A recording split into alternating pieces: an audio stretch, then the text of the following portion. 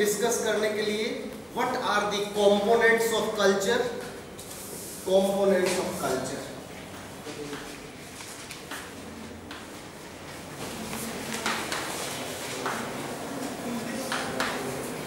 On what basis we are classifying the regions? There must be some homogeneity in some of the particular regions, particular area. कुछ तो homogeneity होगी. So Ambuj, what are the components of culture? Similarity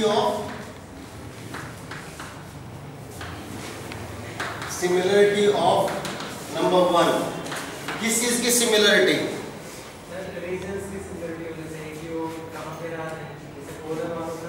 You mean location? Yes, location. Okay. What else? Second? Language, similarity of language. What else? Occupational. Okay. मान लिया. Occupational similarity. What else? Let him think.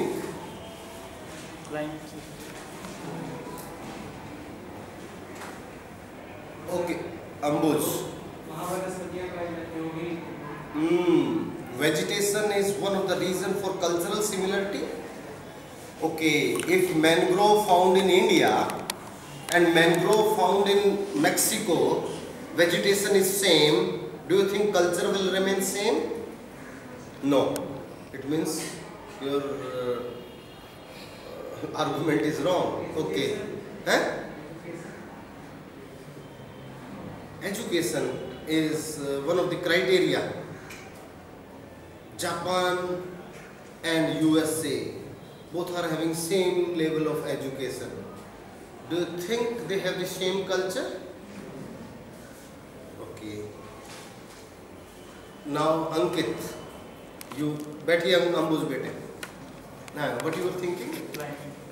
Climate is one of the reason for similarity. Okay, climate is making one of the reason for cultural similarity. Huh?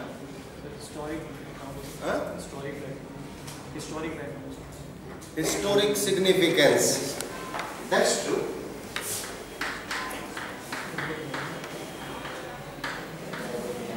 Historic significance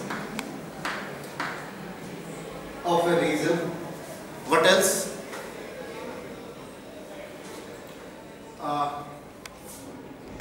Aranyaka. Religious practices. Eh? Religious practices. Religion. Religious practices.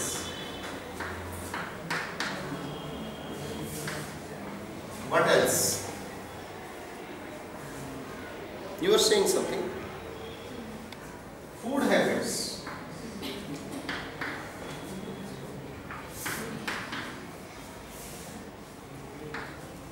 What else?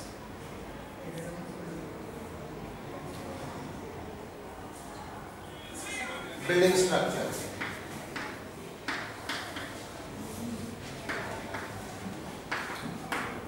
What type of residential accommodations? What material they use?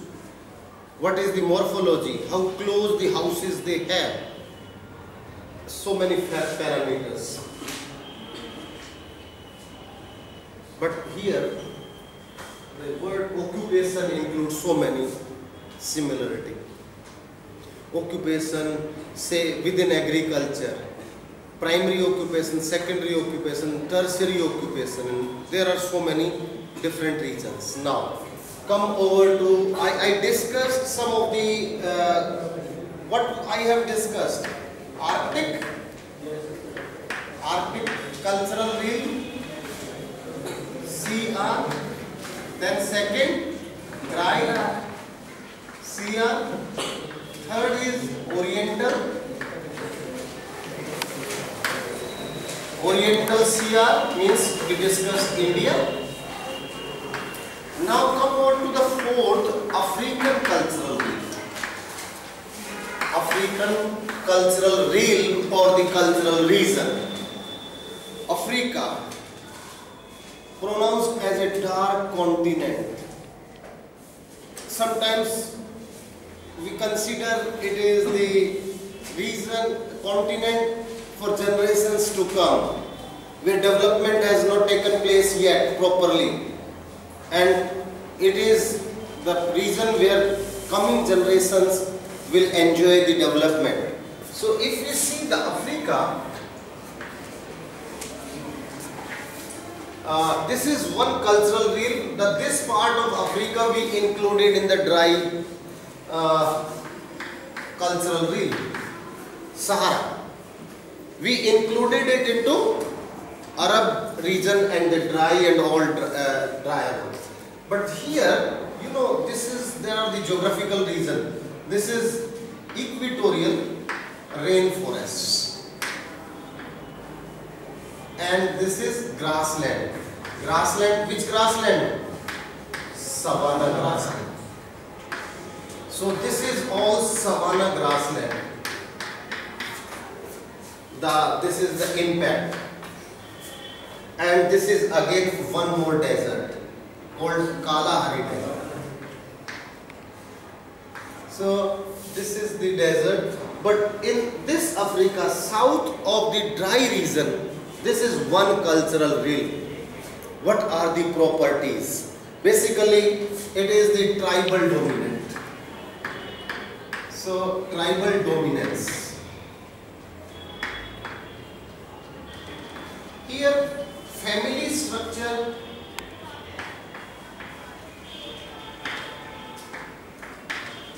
marriage system,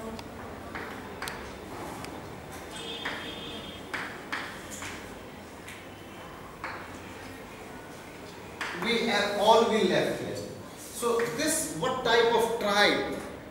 Like we have the different tribes in the grassland. We have the nomadic herding. The tribes, nomads are there.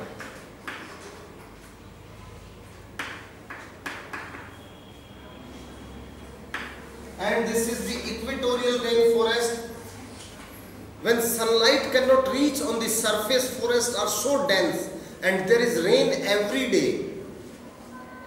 जब sunlight ज़मीन पे नहीं पहुँचेगी और हर रोज पानी बरसेगा, is it possible कि वहाँ grass होगी? Grass ही नहीं होगी तो how the herbivore could survive? So they hardly rear livestock, animals. It is not, but they rear pig. Pig is the most important source of livelihood here in the Zaire region. So this is basically Bantus tribe. B-A-N-T-U-S. Bantus is a bigger name of so many tribes like Pygmy. Like before this cultural realm, I will give you 2-3 simple examples of this cultural realm so you can understand. So most of them they are living in animism. There is a Toteism. In the name of religion, there is the Toteism, means they believe in the nature. Like they identify that small hillock is their god, or this stone is their god, or this tree is their god. So they attached their religious sentiment with one particular monument, or which is visible, clearly visible in that region. So when the lightning takes place, they start worshipping that monument. So that is Toteism. So this is basically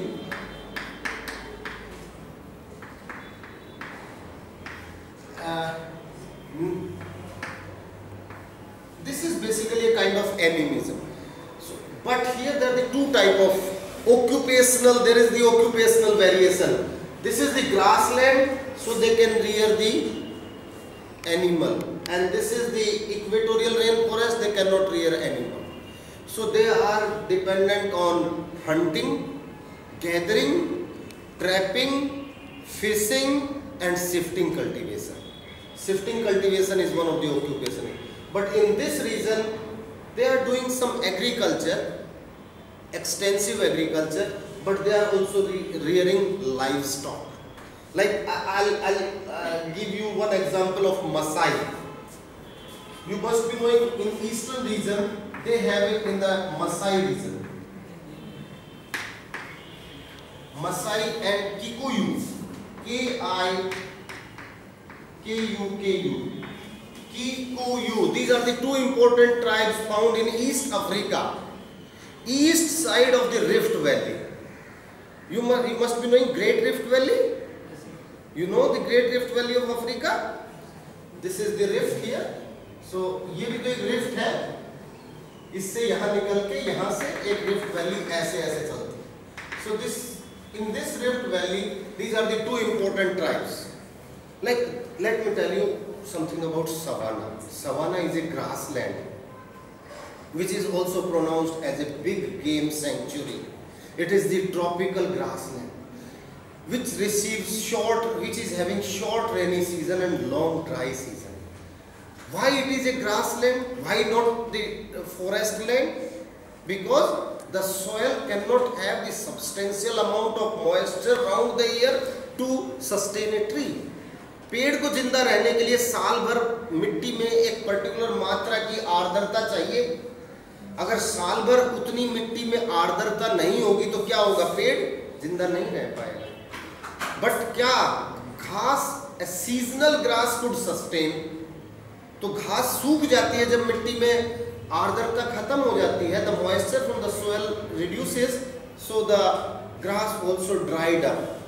and sometimes we used to say pyrophyte. उसको आग लगा देते हैं, but roots remain alive. There are the different type of vegetation. You must be knowing different nomenclature of vegetation. Halophyte vegetation is which could sustain salt.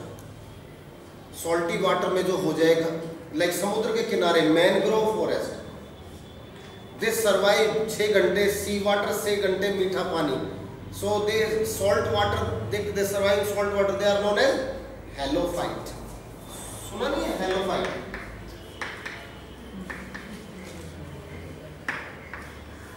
Pyrophyte, P-Y-R-O. Pyrophyte, ऐसी घास. Pyrophyte is the kind of grass. We put the fire on the dry grass. ऊपर से सूखी हुई घास पे हम आग लगा देते हैं, but roots remain alive. और roots जिंदा रहती हैं, और जब दोबारा बारिश होती है तो उसमें से new buds comes from the same root. So that vegetation, सभी vegetation में आग लगाने के बाद दोबारा roots निकल के आ जाए जरूरी नहीं है. So not every, so that is pyrophyte. एक होता है xerophyte. You must be knowing xerophyte. Xerophyte is the vegetation which could sustain in dry conditions where evaporation exceeds precipitation. Precipitation से ज़्यादा, बारिश से ज़्यादा evaporation हो जाए, पानी की कमी हो डेजर्ट में, like cactus, Ophancia, leafless plants. Leaf होंगी तो evaporation हो जाएगा, और लीफ होंगी तो waxy होंगी, leathery होंगी. So they are xerophytic, and there is a mesophyte and hydrophyte. मैंने कभी बताया नहीं आपको ये चीज? बताया है? Then why I am repeating? Huh? Yeah, probably yes. Mesophyte is the vegetation which could sustain extreme, most, like if it is rainy, like in India, sesame tree, jamun tree, they can sustain in the low winds, they can sustain in the monsoonal conditions, they can sustain in the chilled westerly season in December, January. So that is called mesophyte. And hydrophyte means which require water all the time, like you know, lotus, which could sustain only water nut, जिसको क्या बोलते हैं सिंघाड़ा, पानी में ही होता है ना. So they are hydrophytic which require water all the time. उसमें कभी free floating vegetation होती है, fixed floating vegetation होती है, submerged vegetation, like hydrilla is the submerged vegetation. Free floating hyacinth grass है, फ्रीली फ्लोट करती है, उसकी रूट्स फिक्स नहीं होती, but lotus has the fix roots. So there is a different type of hydrophyte. There is a word tropophyte. ये मैं इसलिए बता रहा हूँ कि आपको थोड़ा सा आइडिया हो जाएगा. Tropophyte, tropophyte means PHYT, which are having extreme range of sustainability. Tropophyte जो बहुत ज़्यादा एक्सट्रीम वाटर लॉक्ड कंडीशन में भी जिंदा रहे, ड्रॉट में भी जिंदा रह जाए, एक्सट्रीमली कोल्ड कंडीशन स्नोफॉल हो जाए तो भी जिंदा हो जाए, और जब 48 डिग्री का लू के सनस्ट्रोक, लू विंड के सनस्ट्रोक लगे तब भी वो पेड़ जिंदा रह जाए. You know, like eucalyptus. In Srinagar चिनार पेड़ के साथ में जो है, एयरपोर्ट से अगर श्रीनगर जाएंगे तो चिनार के पेड़ उनके साथ में यूकेलिप्टस भी मिलेंगे. they have snowfall, so it survive. I was in Jaisalmer last month. Along Indira Gandhi Canal, everywhere they have eucalyptus. In desert, in 48 degrees Celsius temperature, they have eucalyptus. So it is a great, it is having great sustainability. Like you know, dates, khajur, or the palm, sea के किनारे in coconut, they are having great range. Palm and dates. अभी मैं मनाली गया था. On the slopes of the greater Himalayas, we have the palm and the dates. और dates तो सबसे ज़्यादा डेजर्ट में होते हैं. So अरब के डेजर्ट में near the oasis we have the dates. Rajasthan we have the dates. So what a range. So the vegetation which could survive in extreme range of climatic conditions, they are known as tropophyte. So halophyte. So this is a kind of pyrophytic vegetation, and it is this big, it is known as savanna is also known as the big game sanctuary. घास है, it is the food for the herbivores. Herbivore है तो carnivore भी मिलेंगे. So they have a wonderful combination of food chain. The world's largest herbivore mammals.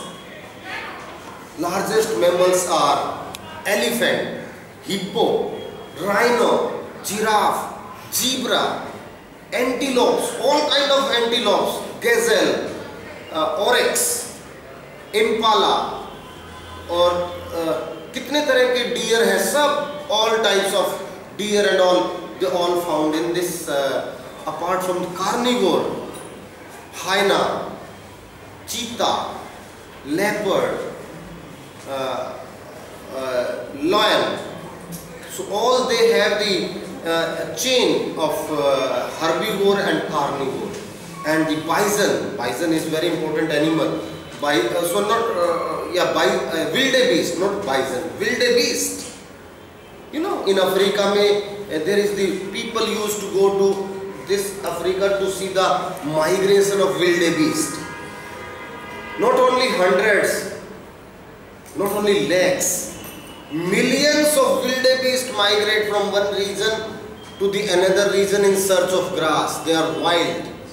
They are moving from one region to another. So that's why all kind of mammals living over here, because it is the grassland, it provides food.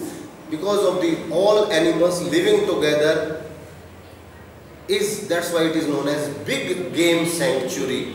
All type of animal live in this entire big game sanctuary, savanna grassland. This savanna grassland has basically tribal people, like I was citing here, Masai and Kikuyu. They are nomads. They migrate with their animal from one place to another in search of fodder for their animal. Because their entire livelihood of those tribal people is around the animals. They used to rear cow and a zebu. Zebu is the animal which is the cross of cow and buffalo. Uska front आगे का portion, neck is like buffalo. Back portion of the animal looks like weaker portion, that is looks like cow. So zebu is the animal, and they migrate from one place to another in search of the fodder and water for their animal. So basically they are always, they carry, the tribal group, they wear a particular kind of cloth, and they always carry a stick in their hand. You may not find any Masai or any Kikuyu without stick, lathi in their hand. Because all the time they are in the big game sanctuary, all the time they are facing the carnivores.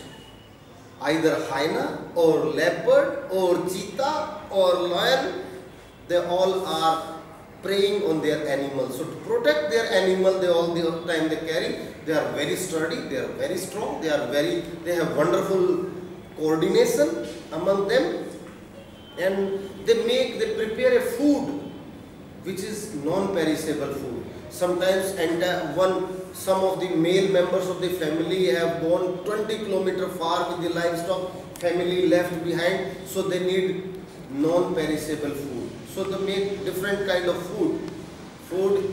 They make the food by mixing the milk with the blood of the cattle. So blood is full of protein, you can say it's full of protein, and it is mixed with milk, and they take it, the cakes, they obtain the cakes. आप क्या निकालते हैं दूध से? मावा निकालते हैं ना? So simultaneously they extract cakes. They are non-perishable cakes and full of protein and nutritious cakes. So they are non-perishable food. So they all the time they keep moving different tribal groups in their livestock. Here there are two tribal groups. It is necessary to mention the name. One is Hausa, Hausa. Hausa are basically agriculturists in Nigeria, and there is Fulani. Fulani are basically nomads.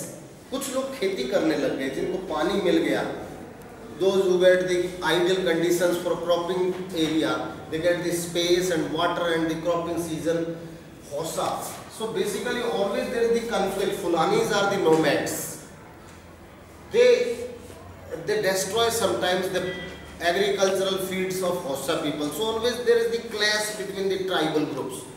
There is a common news all the time you may find there is a clash between Fulani and Hausa. Fulani animals entered in the field of the Hausa. So this is Hausa and Fulani conflicts are there. So basically this is one type of lifestyle. They are having temporary houses all the time because grass is not available everywhere around the year. So they are the nomads. So non-availability of food round the year at one place force them to migrate out with the livestock. That's why they are doing nomadic herding. So this is one type of African culture. They are living in groups, tribal groups, in the clans, sub-clans of the tribal groups. But here there is another in the Bantu people. You must be knowing Pygmy people. छोटे-छोटे लोग होते हैं. Sawa people. So many Congo people, Bongo people. Bongo is the tribe. Congo is the tribe. Kongo. Congo, Bongo, Sawa, Pygmy. There are so many tribes, subgroups of Bantus. उनका बड़ा सा नाम हमने Bantu रखा. Bantus are living in the forest. And in the forest, it is very difficult to live in equatorial rainforest. Rainforests are the basically areas of you can say full of, because in the moist areas, high temperature and high moisture, so the bacteria also spread very rapidly. So it's a disease prone area and mosquito prone area, and most of the time they are living on the trees because surface is always waterlogged. And they don't have permanent house. They keep migrating. They are busy in hunting, gathering, fishing, trapping, and some agricultural products, basically tuber products. उनको पता नहीं मुझे साल भर कहाँ गुजारा करना है. So कुछ फसल भी उगा लेते हैं, लेकिन खेत में एक जगह they don't stay in their field. So they grow the tuber crops, जो जमीन के नीचे पैदा होती हैं वो फसलें, मिट्टी में पैदा होती हैं. So no one can destroy their crop. Like क्या होता है, शकरकंदी होती है ना, ऐसे ही basically tuber crops, yam, cassava, मैनियोक,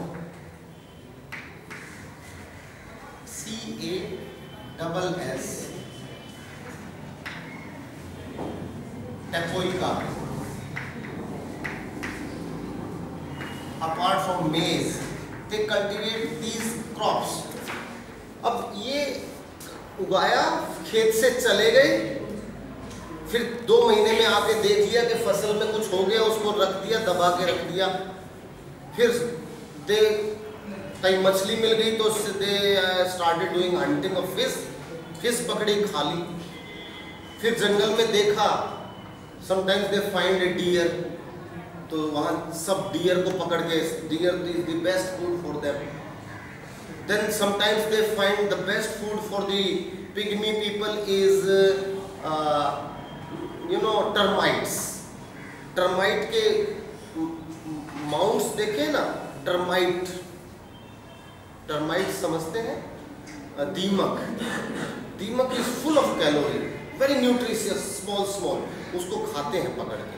that is the best food for them. और उसकी अगर जमीन के ऊपर इतनी ऊंची बाम्बी है तो वो 10 गुना नीचे मिलेगी.